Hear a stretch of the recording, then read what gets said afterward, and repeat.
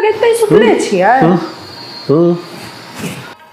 अरे हम सुतल नहीं छिए भाई, हमें तो मेडिटेशन कर रहल छिए रात में। अहाँ के सब चीज झूठे बुझाइए। रिसर्च कर रहल छी, अहाँ देख नहीं रहल छी जे लद्दाख में केहन की छै, वातावरण की छै, जलवायु की छै, टेम्परेचर की छै, वही हिसाब से अपना आप के हम एडजस्ट करबे कि नहीं करबे।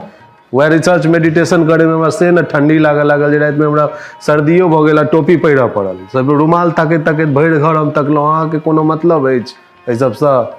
हम जा रहल छी तऽ खाली हमरे काज छै, अहाँ के कोनो काज नहीं छै। अच्छा ठीक है, छोड़ू, चलू। कहलहुँ फ्रिज खराब भ गेलै, कनी देखियो ओकरा। फ्रिज खराब भ गेल छै रे? फ्रिज लऽ कऽ की, जे आदमी लद्दाख जा रहल छै ओकरा घर में फ्रिज के की जरूरत छै? अहीं हमरा कहू तऽ। प्रकृति